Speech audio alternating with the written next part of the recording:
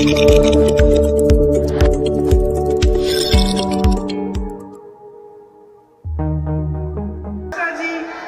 भूपेश बघेल जी, श्री चरणजीत सिंह चन्नी जी, श्री अजय माकन जी, CWC के वरिष्ठ नेतागण, प्रदेश कांग्रेस कमेटियों के अध्यक्षगण, CLP के सारे नेता, AICC के पदाधिकारी, सभी यूथ कांग्रेस, महिला कांग्रेस, सभी फ्रंटल्स के पदाधिकारी, आप सबको इस सभा में बहुत बहुत स्वागत और मेरा नमस्कार।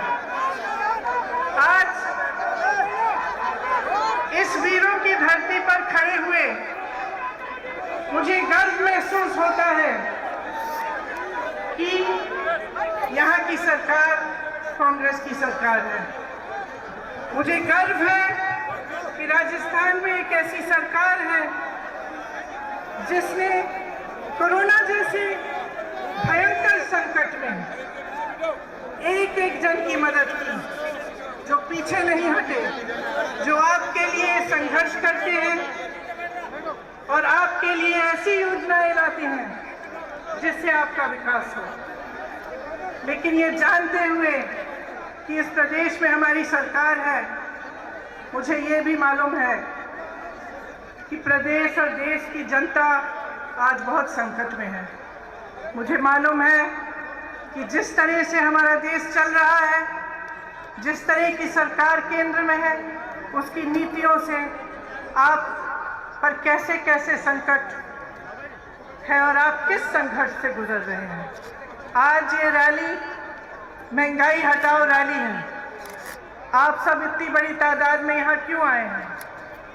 आप इसलिए आए हैं क्योंकि आपका जीना मुश्किल हो गया है। आप इसलिए आए हैं कि आज एक गैस सिलेंडर 1000 रुपए का हो गया है।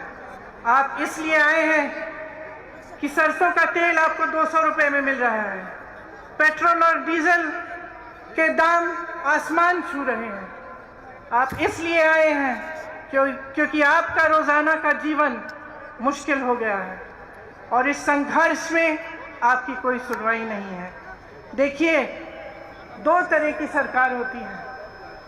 एक ऐसी सरकार होती है जिसका लक्ष्य होता है सेवा, समर्पण और पब्लिक से सच्चाई की बात, और एक ऐसी सरकार होती है जिसका लक्ष्य होता है झूठ, लालच और लूट। और आज की जो केंद्र सरकार है वह यही दूसरी तरह की सरकार है। इसे अच्छी तरह से पहचानिए। जितना पैसा विज्ञापनों में खर्चा जाता है, उतना पैसा किसानों को क्यों नहीं दिया जाता? मुझे पता चला कुछ दिनों पहले कि जिस प्रदेश में मैं काम करती हूँ, उत्तर प्रदेश में, उस प्रदेश में सरकार हजारों करोड़ रुपए सिर्फ विज्ञापनों पे खर्च कर रही है। लेकिन वही सरकार किसान को खाद दिलवा नहीं पा रही है। उसी सरकार में एक गांव है जहां मैं 4 ऐसे परिवारों से मिली जिनके मुखिया खाद की लाइन में खड़े खड़े गुजर गए, क्योंकि 2-3 दिनों से खाद वितरण की लाइन में खड़े थे और उनको खाद नहीं मिला। घर नहीं गए, डर था लाइन छोड़ दूंगा तो खाद नहीं मिलेगी, वहीं पे गिर पड़े। मैं ऐसे परिवार से मिलके आई हूं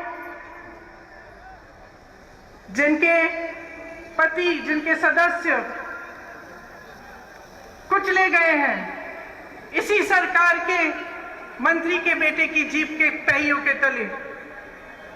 मैं उनकी विधवाओं से मिली हूं, उनकी बेटियों से मिली हूं, और मैं जानती हूं उनके मुंह से उन्होंने मुझे बोला कि हमें न्याय चाहिए, लेकिन इस सरकार से हमें न्याय कभी नहीं मिल सकता, कभी नहीं मिल सकता न्याय, क्योंकि इसी सरकार का मंत्री अभी भी हमारे प्रधानमंत्री के साथ मंच पे खड़ा रहता है, जिसके बेटे ने हमारे पति को कुचला, जिसके बेटे ने हमारे बेटे को कुचला। तो जो सरकार केंद्र में है वो निश्चित है कि जनता की भलाई नहीं चाहती, आपके लिए काम नहीं कर रही है। किसके लिए काम कर रही है? स्पष्ट है, पूरी दुनिया देख रही है, पूरा देश देख रहा है कि ये सरकार सिर्फ कुछ गिने चुने उद्योगपतियों के लिए काम कर रही है। कल मैं गोवा में थी। गोवा में एक अनोखी समस्या है, आप चौंक जाएंगे सुनकर, कि एक उद्योगपति के कोयले के लिए ऐसी सुविधाएं बनाई जा रही हैं जो गोवा की जनता को चाहिए ही नहीं।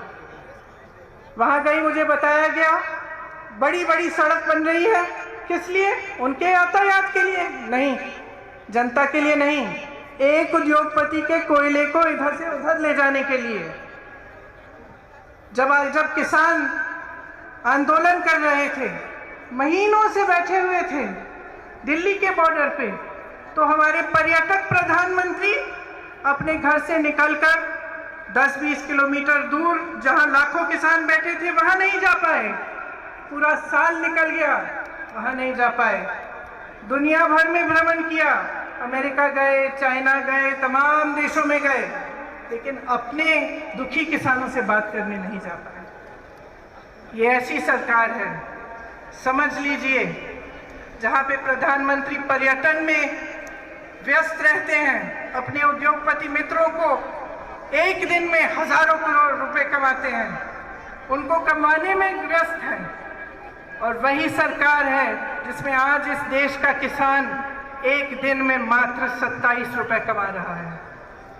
समझ लीजिए, आपने अपना विश्वास किस में डाला?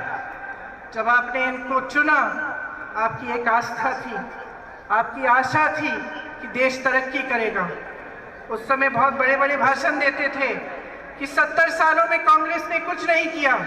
मैं उनसे पूछना चाहती हूँ, 70 साल की रट छोड़िए, हमें बताइए 7 सालों में क्या किया है। 7 सालों में हमें एक ऐसी संस्था दिखा दीजिए जो आपने बनाई शिक्षा के लिए, हमें एक ऐसा एम्स जैसा अस्पताल दिखा दीजिए। जिस हवाई अड्डे से आपका हवाई जहाज उड़ता है, वो हवाई जहाज भी कांग्रेस ने बनाया। और आज जो भी कांग्रेस ने बनाया, ये सरकार बेचना चाहती है, अपने उन्हीं दोस्तों को बेचना चाहती है। तो देख लीजिए, समझ लीजिए, मैं लंबी चौड़ी बात नहीं करना चाहती, सीधी बात कहना चाहती हूँ, इनकी नीयत क्या है। राजस्थान में एक ऐसी सरकार है जिसकी नीयत सही है, इसीलिए कोरोना आता है, आपकी मदद होती है, आपको मुफ्त इलाज, 5 लाख रुपए का मुफ्त इलाज मिलता है, 1 लाख रोजगार मिलते हैं, क्योंकि सरकार की नीयत सही है। केंद्र में जो सरकार है, जो उनके नेता हैं, जब भी मंच पर आकर आपके सामने बात करते हैं, सच्चाई नहीं करते, सच्चाई नहीं कहते, सिर्फ आपको गुमराह करते हैं। और इसमें मेरी आपसे बहुत बड़ी शिकायत है कि जब जब चुनाव आता है तो आप जवाबदेही नहीं मांगते। जब नेता समझ जाता है और एक राजनीतिक दल समझ जाता है कि देखिए चुनाव आएगा, मैं ऐसी बातें करूंगा जिससे जनता गुमराह हो जाएगी, जातिवाद की बात, सांप्रदायिकता की बात, ताकि जनता मेरे से विकास के बारे में पूछेगी ही नहीं। जब नेता के मन में ये बात बस जाए तो वो काम क्यों करेगा आपके लिए? जब एक राजनीतिक दल जानता है, उसका एक एक नेता जानता है कि चुनाव के समय आपके सामने फिजूल की बातें करेंगे, आपके सामने चाइना की बातें करेंगे, किसी और देश की बातें करेंगे, कुछ ना कुछ नया निकालेंगे, लेकिन आपके विकास की बात नहीं होगी, महंगाई की बात नहीं होगी, आप कैसे अपनी जिंदगी बिता रहे हैं, किस संघर्ष से आप गुजर रहे हैं, इसकी बात नहीं होगी। जब उनके मन में ये बसा हुआ है तो वो आपके लिए कभी काम नहीं कर सकते, क्योंकि उनको मालूम है कि वे जवाबदेह नहीं है। मैं सिर्फ आपसे एक चीज मांगूंगी कि आप जागरूक बने और इस भाजपा की सरकार को जवाबदेह बनाएं। इन्होंने क्या किया है आपके लिए, पूछिए। किस वजह से इतनी महंगाई है इस देश में? जब प्रधानमंत्री जी के पास 8,000 करोड़ रुपए है अपना हवाई जहाज खरीदने के लिए, तो किसानों का बकाया क्यों नहीं देते?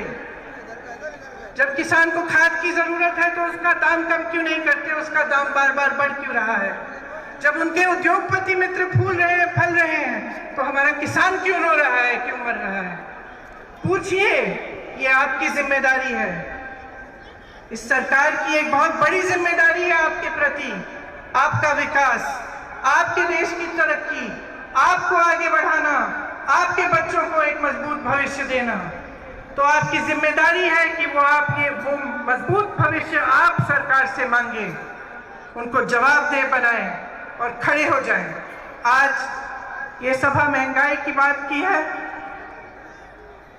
मैं आपसे कहना चाहती हूं कि जिस तरह से आप महंगाई से लड़ रहे हैं हर रोज हम उसी तरह से अपनी जी जान लगाकर आपके लिए लड़ेंगे। ये सिर्फ आपकी लड़ाई नहीं है, ये इस मंच पे बैठे कांग्रेस के एक एक नेता की लड़ाई है। ये मेरी लड़ाई है, ये मेरे भाई राहुल गांधी की लड़ाई है, ये सोनिया जी की लड़ाई है, ये अशोक गहलोत जी की लड़ाई है, और तमाम यहाँ बैठे नेता आपके लिए लड़ेंगे। इस देश से महंगाई हटानी है और इस प्रयास में आप सबको हमारे साथ लड़ना पड़ेगा। एक बार जोर से बोलिए महंगाई को, और जोर से बोलिए महंगाई को, महंगाई को। और इस प्रयास में हम बिल्कुल पीछे नहीं हटेंगे, हम आपके साथ हैं, आपकी लड़ाई हम लड़ते रहेंगे। धन्यवाद, जय हिंद। साथियों, मुझे आप लोगों को बताते हुए बड़ी खुशी है कि जिनका हम इंतजार कर रहे हैं, श्रीमती सोनिया गांधी जी और राहुल गांधी जी दोनों हमारे बीच में आ गए हैं। और मैं आप सब लोगों से अनुरोध करूंगा, सब लोग अपने अपने स्थान पे खड़े होकर के